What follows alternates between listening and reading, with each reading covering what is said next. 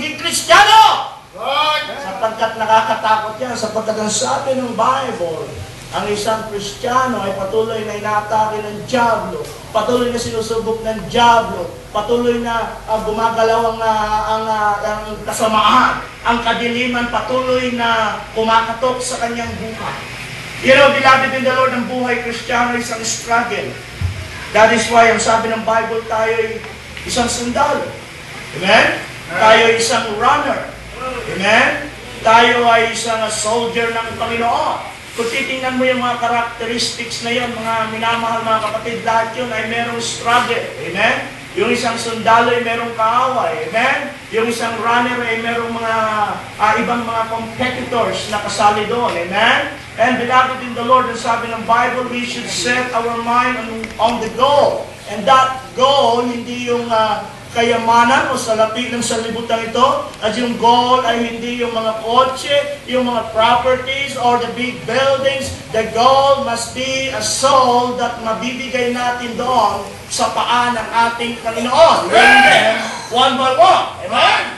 The only treasure na hindi kayang nakawin ng kaaway, the only treasure, the only gold or crowns na nabibigay natin sa Panginoon is not the literal crown, it's not our money, it's not the bank, it's not the money in the bank, it's not our property, it's not our things on this world. Mga minamahal mga kapatid, it's the soul of the person. Yeah. Kahit isa na ng kaluluwang maliligtas ng Panginoon, bababa pa rin siya sa mundong ito upang iligtas ang isang kaluluwa na yun. I do believe marami tayong mga first-timer visitors sa umagang ito. Sino po yung ngayon lang nakapasok ng isang Bible Baptist Church? Sino po? Huwag po kayo na yan. Amen. Merong isa, dalawa, tatlo. Ngayon lang nakapasok. 4, 5, 6. Nakita nung nakarami. Amen. So, marami po. So, if you are a visitor today, I want you to be honest. Amen? Gusto ko maging honest po kayo sa sarili ninyo. Sapagkat ang sasabihin ko po, siguro po ay masasaktan sa inyo. And sasabihin ko lang po katotohanan. Hindi po ako pumunta rito napakalayo ng Cebu para pilitiin kayo. Okay? Para bula-bulahin kayo. Like that. Sabi ko nga kay Pastor, Pastor, kung magbibiroan lang, bumili na lang tayo ng mga CD nakakatawa. Amen? At magbiruan tayo. The pulpit is not made for jokes. It is made for the preaching of the Word of God. If you will read the book of Nehemiah, sabi doon, the pulpit is made for a purpose. Meron itong purpose.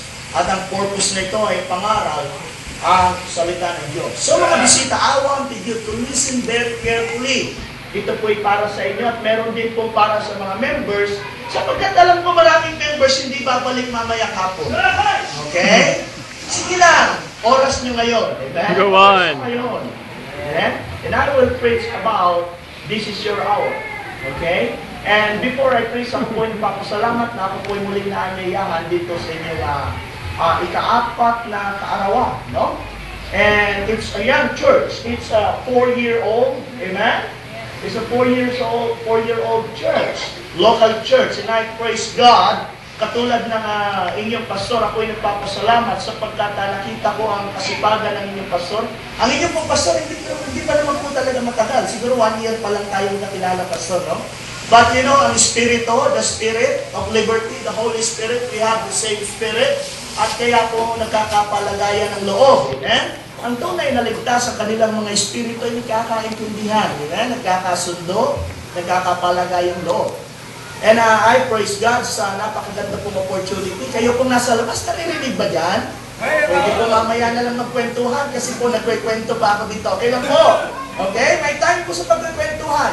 If you have your cell phones on, i-off na po muna ninyo para hindi po makadistort. We are in the most important part of the service, and that is the preaching of the Word of God. Visitor this morning, ang pinaka-importanting tao sa local church na ito, hindi ang inyong preacher, hindi po ang inyong pastor, hindi ang local church na ito, hindi ang anniversary. Ang pinaka-importanting tao sa lugar na ito is kayo. Ang inyong kaluluwa ay napakahalaga po sa ating Panginoon. Amen? Napakahalaga po sa ating Panginoon ng inyong kaluluwa. Amen? Sabi nga ng Bible, Christ Jesus came into this world to save sinners. Amen? Mahalaga siya. Iniwan niya ang langit at nagpatuloy siya ng kanyang dugo para sa iyong kaligtasan at hindi siya nagtira. Even the last drop of His blood was shed for you and for me. Amen? It was shed for you and for me. Lahat yun. Piniga yung kanyang katawan. Kaya nga yung huling lumabas sa kanyang katawan is water. Amen? Because tubos na yung blood. Amen? And you know, beloved in the Lord, to tell you the truth, that is how God loves each and every one of us. Ganun na mahal ang ating Diyos. Amen? So it's really a privilege this morning sa mga bisita na makarinig kayo ng salita ng Diyos. It could be your last time. Amen? Di ba po ang tao, pag namatay, sino sa inyo nakakaalam kailan kayo mamamatay? Wala, no? Si Doc nga, may kapatid tayong doktor dito. Sila nakakapagbigay ng taning 3 buwan ka na lang, 4 na buwan ka na lang. Pero they cannot give a specific date. Right, Doc? Because the time of death is appointed time with God. Sabi ng Bible, it is an appointed time. Amen? It is appointed unto man once to die, and after this, the judgment. Bisita, listen to me. If you will go to the cemetery, tingnan ninyo yung mga nicho, iba-ibang sizes. May bata, may binata, may dalaga, may adult, may matanda. Tingnan ninyo yung mga edad sa nicho. May namatay kapapanganak pa lang. May 2-year-old, may 5-year-old, 7 years old, 10-year-old, 70 years old, 90 years old, or 99 years old. Pero ang fact doon, ang katotohanan doon is may namamatay. Kahit anong haba ng iyong buhay, mamamatay ka pa rin, may katapusan. Sapagkat yun ang iyong appointed time. Once Mr. Death knocked on the door of your heart at sinabi, alika, you cannot say no. Right. Mamaya na, Mr. Death. I'm not ready. Marami pa akong kailangan ihanda. You cannot say that. Because God had made an appointment. Pwede mong i-cancel yung appointment mo sa doktor. Ay, hindi mo na ako papacheck up ngayon. Total, maganda pa naman yung heartbeat ko. Ay, hindi mo na ako pupunta sa abogado ko. Hindi mo na ako sisipot doon. Pabayaan ko siya. May pera naman yan. Walang problema. Pwede mo i-cancel yung lahat ng appointment mo. Okay? Pwede mo i-cancel yung appointment mo sa trabaho. Hindi mo na ako magtatrabaho ngayon. Nakasama ang pakiramdam ko. Okay? Hindi mo napipirmahan itong cheque sa sweldo sa mga tao. You can do that. You can cancel anything, but you cannot cancel your appointment time with God. Tandaan po ninyo mga bisita, I'm not telling a joke. Hindi ako nananakot, hindi ako nagbibiro. Hindi nyo kayang i-cancel yung appointed time na binigay ng Panginoon sa inyo. Right. So what you must do, you must be ready, prepared, anytime. Amen? Sino ba yung bisita natin dito? Ilan taon na po kayo, ma'am? 15. Okay lang. Ano po pangalan nila? Ingrid. Angel. Okay. Angel. Kung alam ni Angel mamamatay siya 70 years old, pwede siya magsisi pag 69 na o kaya 68, di ba? Pwede siya magsisi at that. But the case is, nobody knows. That's the case. And that's the problem. Okay? Meron nga, tinalingan ng doktor, 5 araw na, 5 buwan na lang mamamatay sa sama ng loob, hindi niya matanggap, nagpatiwakal pag uwi sa bahay. So, imbis na kahaba pa ng konti, yung oras na yun, doon siya namatay. Amen?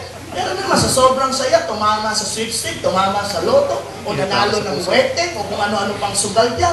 Sa kakamadali, hawak-hawak yung ticket, tumawid, nabangga, matay. Meron na ganun eh. Di ba? I am telling the truth. It may be a joke to you, but I am telling the truth. Amen? Hindi ako nagbibiro. Maraming bagay. Meron nga pumikit lang, hindi na gumising kinamagahan. Di ba? The last time, binanggit ko rin ito. Amen? Kapag kayo ay pumipikit at natutulog, when you are, when you are sleeping, you are practicing to die. Amen? When you sleep, you are practicing to die. Oh. Bakit? Alam mo yung nangyari sa paligid mo, pagtulog ka. Ganon din ang taong patay. Kahit sundutin mo yung mata niyan, kahit kilitiin mo yan, hindi na yan, patay na yan eh. Okay? umalis na yung kaluluwa sa kanyang katawan, yung espiritu bumalik doon sa Diyos. Amen? So I wanted you to listen very carefully. Hindi ko alam ng oras tayo matatapos, but I wanted you to listen. I believe. Ayun pala. Para